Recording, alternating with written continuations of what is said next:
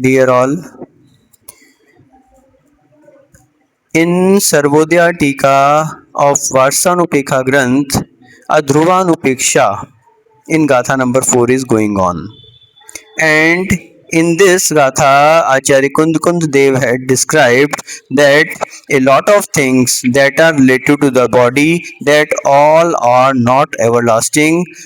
And in this context, Acharya had discussed regarding the first thing, that is Indriya, senses. So these senses, five senses of the human body, are not everlasting, that we had already discussed. And yesterday the matter of discussion was Ruvam, means the beauty. The roop, that is the beauty of the body, is also not everlasting, that we had yesterday seen, that the person who is today beautiful, that may not remain beautiful in the short span, and maximum he can remain this, he can contain this beauty only up to the lifespan. After this life, that beauty is going to be an end. It may remain up to the end of the life, it may not remain up to that moment, that may happen, but after this life, that cannot remain, that is final. So this thing we had already discussed with a lot of examples yesterday, and today Acharya is going to take the next one, that is Arogam, means the health of the body. So the health of the body is also not everlasting, that today Acharya is going to tell. बंधुओं, परम पूज्य आचार्य गुरुदेव कुंद देव का यह महान ग्रंथ वार्षानुपेखा और उस पर सर्वोदया नाम की ये जो टीका चल रही है, इसमें अध्रुवानुप्रेक्षा, जो कि यह बताती है कि ये संसार, जितना भी हमारी जितनी भी मटेरियल थिंग्स दिख रही हैं, जितनी भी भौतिक चीजें दिख रही हैं, जितनी भी चल अचल संपत्तियां हमारी दिख रही हैं, और जितने भी हमारे सगे संबंधी दिख रहे हैं, ये सभी कैसे हैं? अध्रुव हैं, अनित्य हैं, विनश्वर हैं, अशाश्वत हैं, साथ जाने वाले नहीं हैं। एकमात्र हमारी आत्मा ही ऐसी है जो कि शाश्वत है, नित्य है, हमारे साथ जाने वाली है। तो इसमें आचार्य श्री ने जहां पहले भौतिक चीजों के विषय में बताया था कि जितने भी आपके भवन हैं, वाहन हैं, या यान आदि हैं, वाहन आदि, ये सभी क्या हैं? अनित्य हैं। गाथा नंबर 3 के माध्यम से आचार्य ने इसके विषय में बताया था। वहीं चौथे नंबर की गाथा में आचार्य क्या बता रहे हैं कि यह शरीर और इस शरीर से संबंधित जितनी भी वस्तुएं हैं, चाहे वो आपका रूप है, चाहे आपकी इंद्रियां हैं, चाहे आपकी स्वस्थता है, चाहे और भी जितनी चीजें हैं, बल है, तेज है, ये सब क्या है? अनित्य ही हैं, कोई भी शाश्वत रहने वाला नहीं है। परम पूज्य आचार्य गुरुदेव विराग सागर जी महाराज इसकी टीका लिखते हुए एक एक चीज का विस्तृत वर्णन कर रहे हैं, और जिसमें सबसे पहले आचार्य जी ने कौन सा लिया था? इंद्रियों के विषय में। तो इंद्रियों के विषय में आपने देखा कि आचार्य विराग सागर जी महाराज ने विस्तृत रूप से हमें बताया कि 5 इंद्रियां होती हैं, उनके 27 विषय होते हैं। उन 27 विषयों के बाद भी आचार्य जी ने यही कहा कि ये जो विषय हैं, ये सभी कैसे हैं? अशाश्वत हैं, ये इंद्रियां भी अशाश्वत ही हैं। और कल आचार्य जी ने जो वर्णन किया था वो किसका किया था? रूप।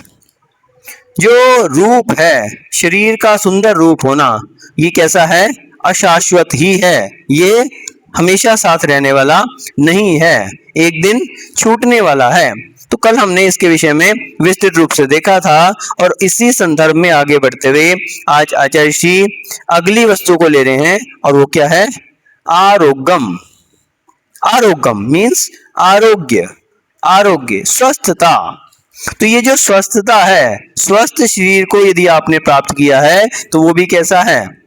अनित्य ही है, वो भी अनित्य है, हमेशा साथ रहने वाला नहीं है। यह आरोग्य भी अनित्य ही है।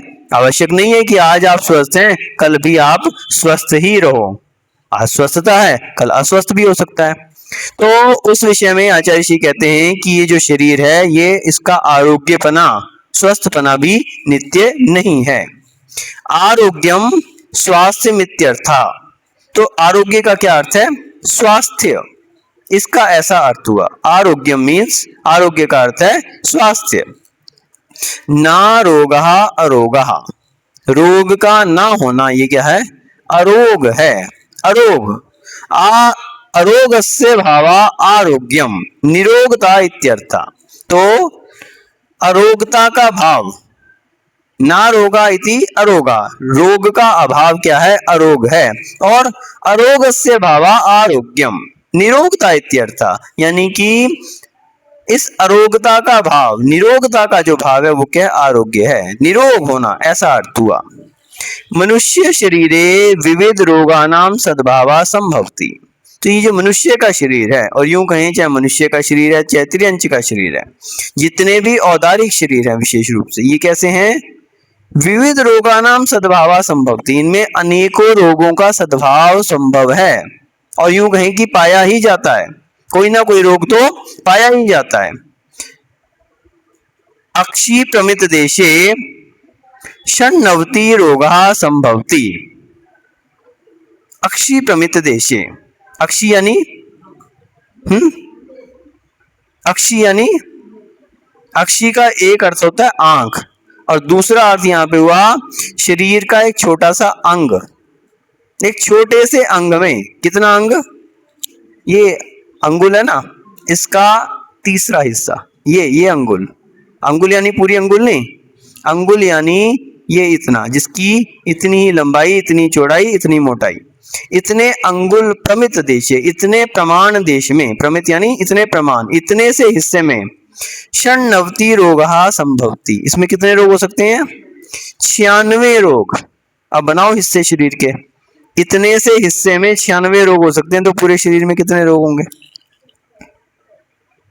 तो क्या कहा कि अक्षी प्रमित देशे षण्णवति रोगा संभवति, तर्हि संपूर्ण शरीरे तो कोट्यधिका रोगा। पूरे शरीर में कितने रोग होंगे? करोड़ से भी अधिक रोग हो सकते हैं। करोड़ से अधिक रोग। सोचो, एक व्यक्ति को एक रोग हो जाए, दादाजी आपको कहीं सिर दर्द हो जाए तो कैसा लगता है? कैसा लगता है? बेचैनी होने लगती है बहुत।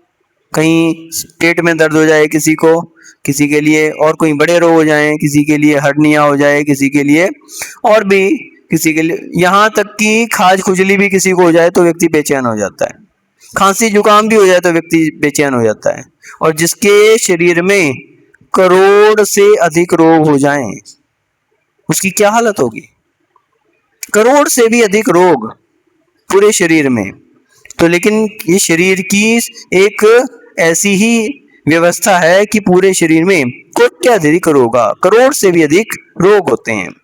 उक्तम च भगवती आराधना ग्रंथे, भगवती आराधना ग्रंथ में गाथा 1048 में 1048 में आचार्य श्री शिवकोटि मुनिराज क्या कह रहे हैं इस विषय में?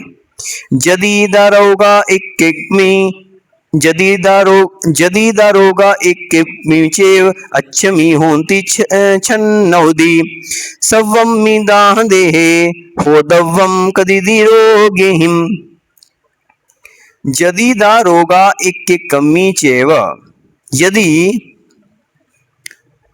एक कम्मी चेव, एक मात्र, एक अक्षी, अच्छम्मी यानी के अक्षी प्रमाण, आंख के प्रमाण जैसा आंख का प्रमाण है, इतने छोटे से हिस्से में होती छन्नवदी, यदि 96 रोग होते हैं एक छोटे से हिस्से में, आंख के प्रमाण रोग में हिस्से में 96 होते हैं।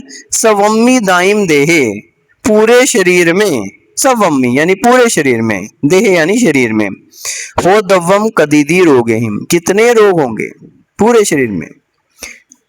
अपीच टीकाकर्ता आचार्यन आशाधरेन उद्धता गाथा तत्रैव।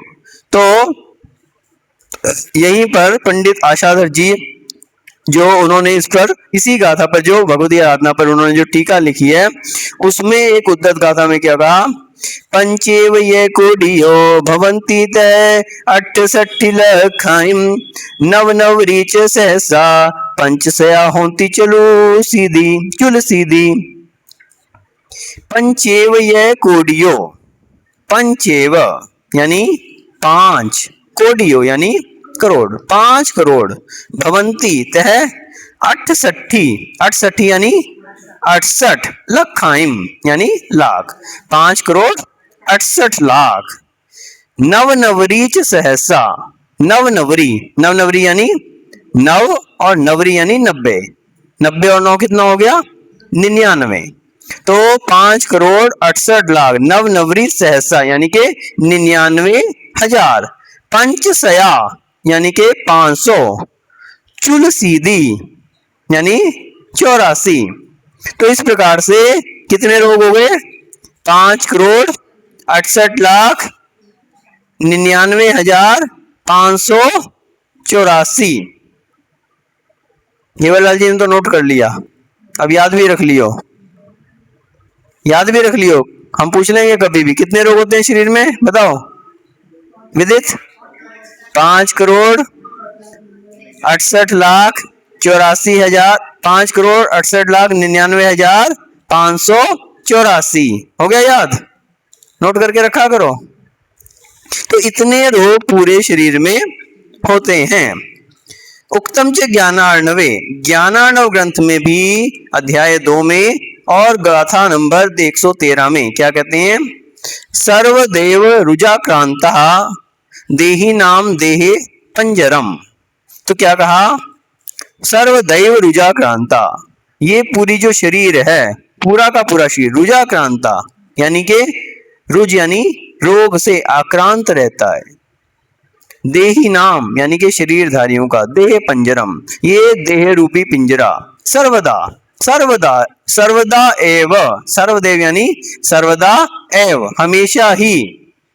तो ये प्राणियों का मनुष्यों का देह रूपी जो पिंजरा है सदा ही हमेशा ही रुजाक्रांता किसी ना किसी रोग से आक्रांत रहता है। अब आप कौन कौन सा रोग दिखाओगे, एक रोग ठीक करवा लोगे दूसरा ठीक करवा लोगे, एक की दवाई लोगे दूसरे की।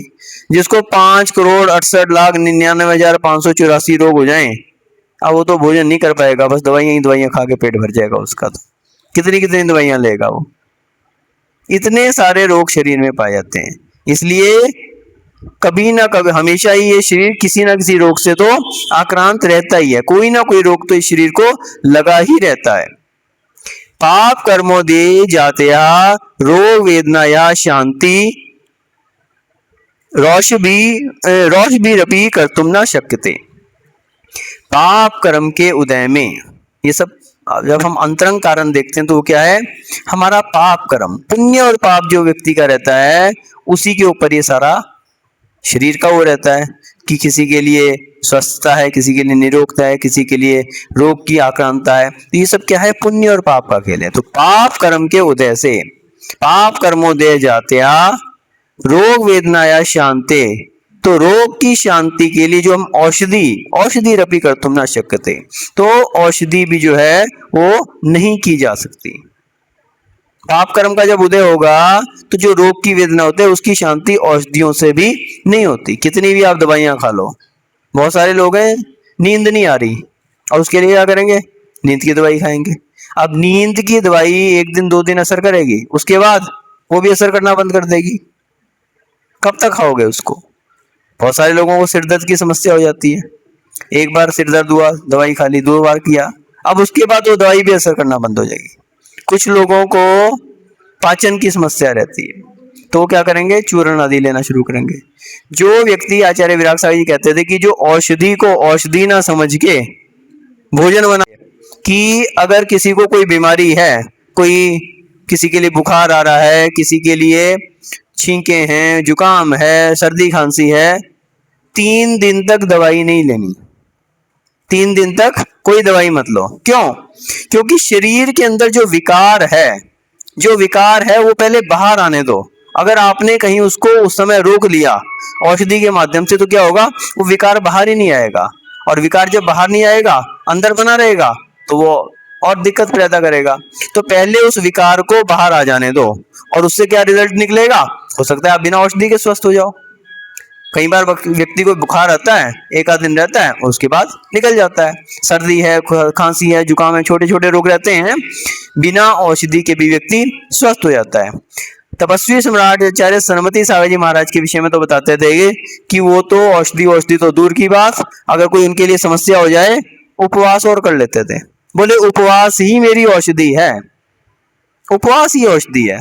और एक बार अजय जी बताते हैं कि उनके लिए बहुत तेज बुखार और ऐसी स्थिति थी, बिल्कुल सीधे लेट गए और 8 दिन तक के उपवास करते रहे, 8 दिन के बाद स्वस्थ हो गए। तो जो ऐसे तपस्वी होते हैं, तपस्या में लगे रहते हैं, तो रोग भी उनके सन्मुख नहीं आता। कारण क्या है कि जो शरीर में जितने भी कीटाणु हैं, जितने भी रोगाणु हैं, उनके जो पनपने के कारण है वो क्या है, आप जो भोजन करते हैं उस भोजन से उनको खुराक मिलती है, उसी से में बढ़ते हैं। और जब हम उपवास कर लेते हैं तो शरीर में जितने भी रोगाणु हैं वो अपने आप से जो है पलायन कर जाते हैं, समाप्त हो जाते हैं। बतलाते हैं कि जो रोग जो भोजन करते हैं और भोजन जिनका पच नहीं पाता, तो उनके लिए इस तरह की सब समस्याएं रहती हैं। कहीं पेट की समस्या है, कहीं पाचन की समस्या है, और भी बहुत सारी उनके लिए समस्याएं। लेकिन जो नियमित रूप से उपवास आदि करते रहते हैं तो उनके लिए इस तरह की समस्याएं आती ही नहीं है। नियमित रूप से ये लंघन करते हैं, शरीर की मशीनरी को जब रेस्ट मिलता है तो ये जो अपना कार्य कर पाते हैं। तो शरीर को यदि स्वस्थ रखना है तो उसके लिए औषधि के सेवन की बजाय उसके जो दूसरे उपाय हैं जिन्हें हम परहेज कहते हैं, तो उनका भी हमें ध्यान रखना चाहिए। तो यही कहा कि पाप कर्म के उदय से जो औषधियां हैं, यदि पाप कर्म का उदय, तो औषधियां भी आपके लिए काम नहीं करेंगी, औषधियां भी आपके लिए जो है आराम नहीं दे सकती, आपके रोग को शांत नहीं कर सकती।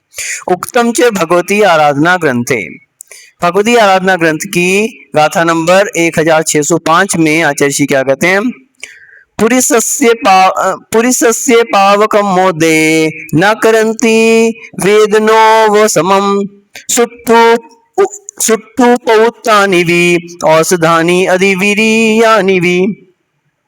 पुरिसस्य यानी पुरुषों के, पाव कमोदे न, पाप कर्म के उदय से, न करंती वेदनो व समम, तो वेदना का उपशम नहीं करती, क्या, सुट्टू यानी कि अच्छी क्वालिटी वाली, आप कहें ना कि क्वालिटी वाली औषधि, बड़े डॉक्टर की लिखी हुई अच्छी क्वालिटी वाली औषधियां, पौत्तानि वि औषधानि, कितनी भी शक्तिशाली हो, जब पाप कर्म का उदय है कितनी भी शक्तिशाली हो, कितनी भी अच्छी उत्तम क्वालिटी की, औषधानि अधिवीर्यानि, अधिवीर्यानि भी, कितनी भी कैसी भी अत्यंत शक्तिशाली औषधियां ले ली जाएं लेकिन उनका भी कोई प्रभाव नहीं पड़ता। क्यों, पाप कर्म का उदय चल रहा है।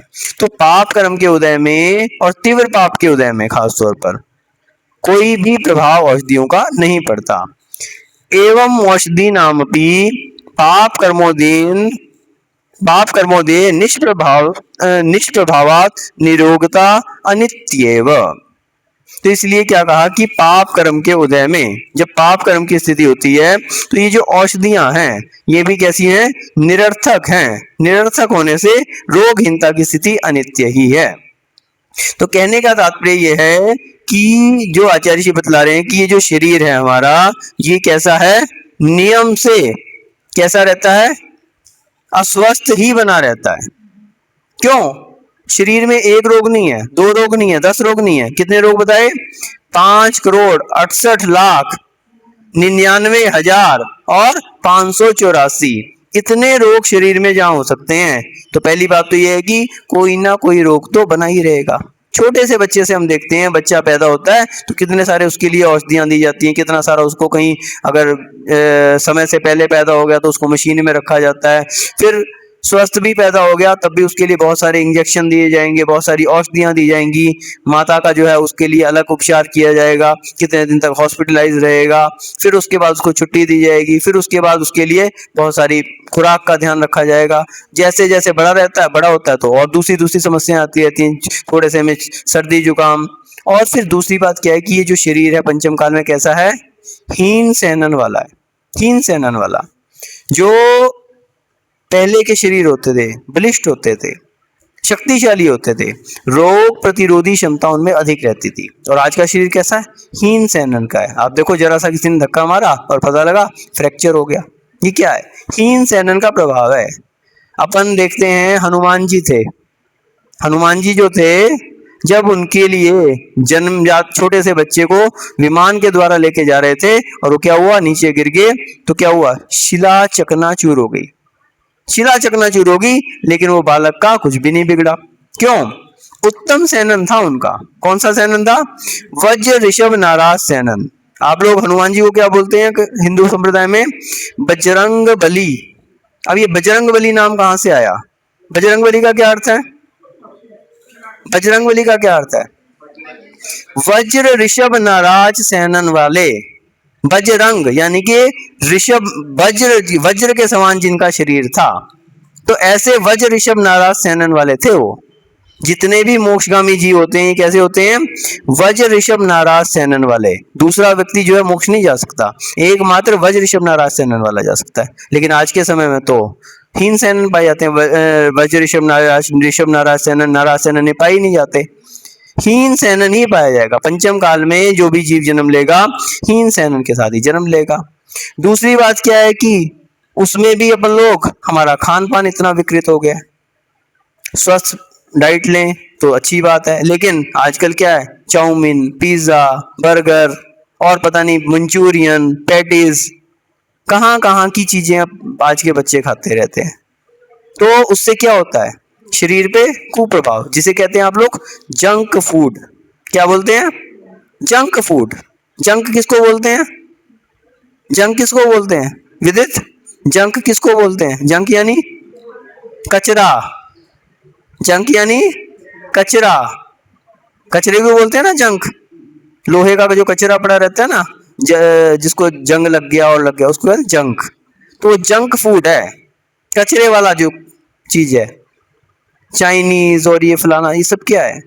हमारे अनुकूल नहीं है वो चीजें। तो इसलिए उन शरीर के ऊपर वो जो हम खाना खाते हैं, भोजन करते हैं, उसका भी प्रभाव पड़ता है। तो उससे क्या होता है? शरीर में और विकृति आ जाती है। तीसरी बात, पहले समय में व्यक्ति हाथ से सारे काम करता था। कोई चक्की चलाता था, कहीं पैदल चलता था, कहीं जो है और भी बहुत सारे काम करता था। कहीं भी जो भी जितने भी काम है हाथ से होते थे। और आजकल हर काम मशीन से होने लग गया। मशीन से होने लगा तो शरीर की जो एक्सरसाइज होती थी स्वतः ही, जो शरीर को व्यायाम मिलता था, वो व्यायाम मिलना बंद हो गया।